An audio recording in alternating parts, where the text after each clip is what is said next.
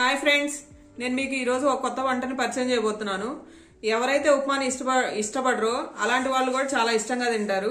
ఈ ఉప్మాకి కావాల్సిన పదార్థాలు: సన్నగా తరిగిన పచ్చిమిర్చి, తాలింపు గింజలు, కొంచెం జీడిపప్పు, అలాగే సన్నగా తరిగిన అల్లం, కరివేపాకు, బొంబాయి రవ్వ మరియు ఒక గ్లాస్ పాలు. ఆండిలో కొంచెం నెయ్యి వేసుకొని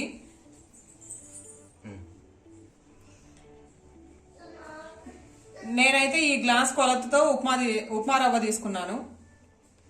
ఫస్ట్ నెయ్యి కొంచెం వేడయ్యాక ఈ ఉప్మా రవ్వ అందులో పోసుకొని దానికి కొంచెం జీలకర్ర కలిపి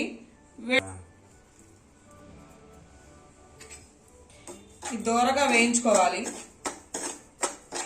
మంచిగా దోరగా వేగింది అంటే మనకి ఈ ఉప్మా రవ్వ నుంచి మంచి స్మెల్ అయితే వస్తుంది.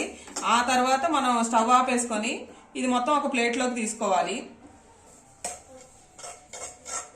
ఒక 2 స్పూన్స్ నూనె అయితే వేసుకుంటున్నాను నేను.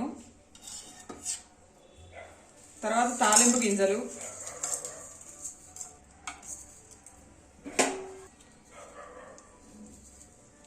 ఆ తర్వాత సన్నగా తరిగిన పచ్చిమిర్చి తరుగు, జీడిపప్పు, సన్నగా తరిగిన అల్లం ముక్కలు, కరివేపాకు.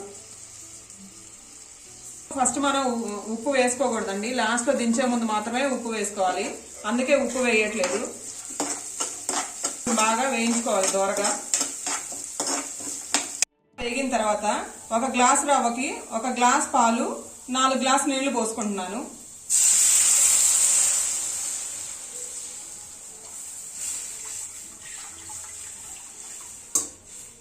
ఇందులో నేను ఉప్పు ఏమి యాడ్ చేసుకోవట్లేదు, లాస్ట్ లో యాడ్ చేసుకోవాలి. ఇది బాగా పాలు నీళ్లు తెల్లిన తర్వాత మనం రవ్వ కలుపుకోవాలి స్లోగా. పాలు అయితే మరుగుతున్నాయండి. ఇప్పుడు స్టవ్ ని సిమ్ లో పెట్టుకొని మనం దోరగా వేయించుకున్న ఉప్మా రవ్వని కలుపుకుంటూ దాంట్లో కలుపుకోవాలి.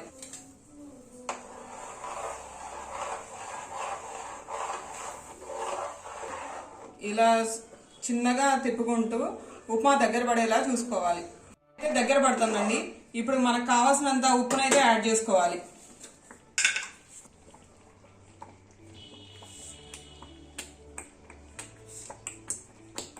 రుచి సరిపడా ఉప్పు వేసుకున్న తర్వాత ఇప్పుడు ఉప్మాని దించుకోవే ముందు ఒక 2 స్పూన్ల నెయ్యి అయితే యాడ్ చేసుకోవాలండి. అప్పుడైతే టేస్ట్ ఇంకా సూపర్ గా ఉంటుంది. ఇప్పుడు వేడి ఉప్మా రెడీ టు సర్వ్ అండి. మీరు కూడా ఒకసారి ట్రై చేసి చెప్పండి టేస్ట్ ఎలా ఉంది.